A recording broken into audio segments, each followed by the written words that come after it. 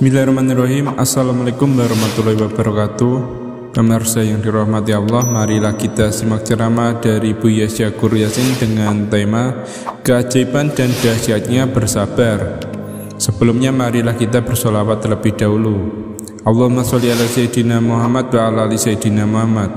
Marilah kita doakan semoga almarhum Buya Syakur Yasin diberikan tempat terbaik di sisi Allah Subhanahu wa Ta'ala.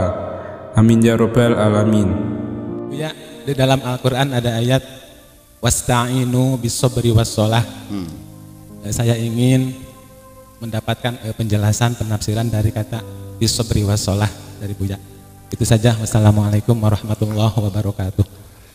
Ya, itulah lagi-lagi as-sholat itu lughatan secara bahasa maknanya berdoa. Paham nggak? Ista'inu bis-sabri was-sholat. Mintalah pertolongan kepada Allah dengan satu bersabar diri dan kedua berdoa kepada Allah. Kenapa orang perlu berdoa? Berdoa itu intinya adalah membangun adanya harapan pada diri kita, menghindari kita dari sikap keputusasaan, ya kan gitu, supaya kita tetap optimis dan di penghujungnya kalau kita dalam mencapai tujuan apapun kita berdoa kepada Allah, maka di penghujungnya kalaupun kita tidak berhasil, kita sudah ada benteng pertama dengan sabar, akan terus berusaha. Dan kalaupun berhasil karena kita dengan berdoa, maka di penghujungnya kita akan bersyukur kepada Allah Subhanahu wa Ta'ala. Kalau tidak berhasil dengan sabar, kalau berhasil dengan syukur. Itu rumusnya begitu. Kenapa demikian? Pentingnya sabar, pentingnya berdoa, karena doa sendiri doa mukhul ibadah. Doa itu intinya ibadah. Kenapa ini ibadah? Karena doa itu intinya adalah satu, kita mengaku sebagai hamba, dan kedua, kita mengakui Allah sebagai majikan, sebagai dunungan. Yang ketiga, kita mengaku miskin. Yang keempat, kita mengakui Allah Maha Kaya. Itu intinya doa.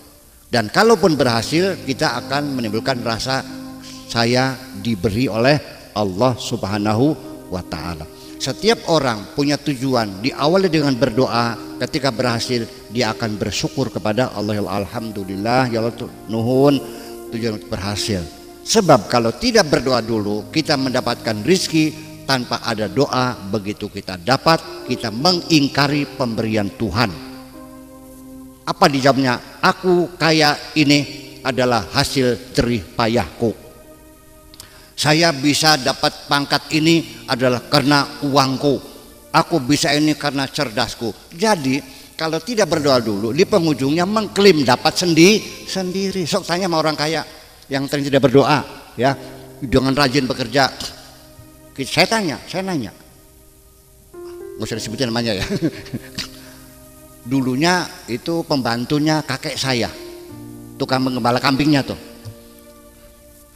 Terakhir ketemu dia sudah jadi orang kaya, sawahnya 80 hektar, kaya nggak?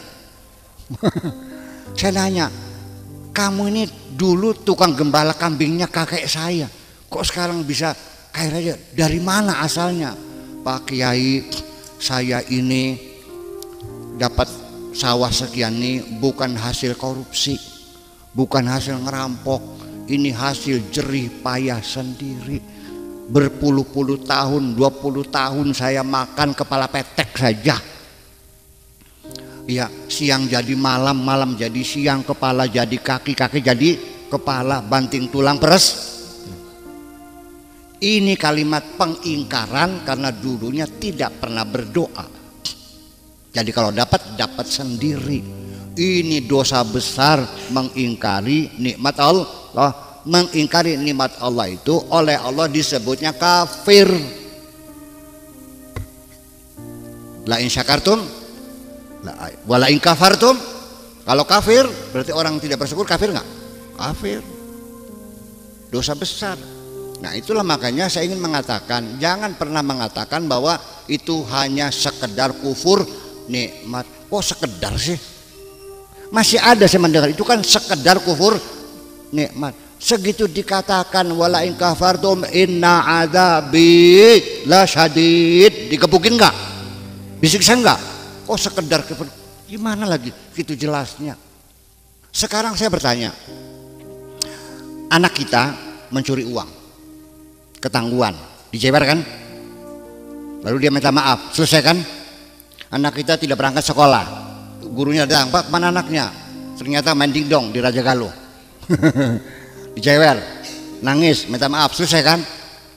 Tetapi ketika anak kita tidak mengakui kebaikan orang tua, setelah dia kaya, dari mana kamu kerja keras sendiri, banting tulang berkeringat, bapak kamu ngasih modal enggak? Tidak. Ya Allah, kayak apa sakitnya orang tua. Oh jadi begitu. Ya udah, kalau kamu tidak menyatakan jasa orang tua membesarkan kamu, membiayai kamu, oke, sejak hari ini engkau bukan anakku lagi. Paham? Jadi kufur nikmat dosa besar atau dosa kecil? Dosa besar. Itu makanya penting berdoa, itu penting. Karena nanti di penghujungnya kita bersyukur. Paham nggak? Orang yang tadi mengingkari punya Allah, banting tulang, peras keringat, ini bohong semuanya. Nggak ada hubungan kausalita, nggak ada. Apa betul keringat sama kekayaan ada hubungannya? Ada hubungannya nggak keringat sama kekayaan? Ada nggak orang yang berkeringat-keringat tapi tetap miskin? Ada nggak? Ada nggak orang yang tidak berkeringat tapi kaya? Ada nggak? Berarti nggak ada hubungannya dong. Tidak ada hubungan kausalitas, sebab musabab nggak ada. Kalau memang iya kamu kaya karena berkeringat, saya tuntut nih. Kenapa? Uli batu di Bobos sana yang berkeringat nggak ada yang kaya, kenapa? Ayo. Ya kan gitu. Itu udah sekali mengingkari pemberian Allah. Nah itulah makanya istainu bisabri wassalati wa innaha lakabiratun illa alal khasyin. Itu nanti penjelasan sholatnya. Jadi intinya mah sholat itu bukan sholat hajat saja. Artinya dari hati kita memohon kepada Allah. Karena orang selagi masih berdoa berarti masih dia punya harapan, selalu optimis. Paham nggak? Itulah sebabnya jadi kita harus bisa mensugesti diri kita sendiri bahwa harapan masih ada. Dan di penghujungnya para motivator mengatakan, jangan pernah mengatakan aku gagal, tapi katakanlah keberhasilan yang tertunda. Jadi motivator membangun supaya optimisme selalu bangun. Di dalam Islam sendiri, Al-Quran yang banyak motivasi-motivasi tidak dipahami oleh orang lain, karena orang Islamnya ketika baca Quran yang diuas-uas hanya hukum saja, haram dan halal. Tapi ayat-ayat motivasi mutiara-mutiara yang tersebar tidak pernah disentuh semuanya itu. Jadi mudah-mudahan ke depan yuk kita baca Quran, mutiaranya kita ambil semuanya, jangan hanya halal dan haramnya saja. Allah mengatakan bahwa halal dan haram nggak usah dipelajari, al halalu bayyinun wal haramu bayyinun, sudah jelas ya. Yang kita cari adalah mutiaranya ini. Makanya Al-Quran bukan kitab hukum, bukan kitab pengetahuan. Quran adalah guide of life. Dzalikal kitabu la raiba fi hudan lil muttaqin. Syahrul Ramadan alladzi unzila fil Quran hudan linnas, adalah sebagai guide of life.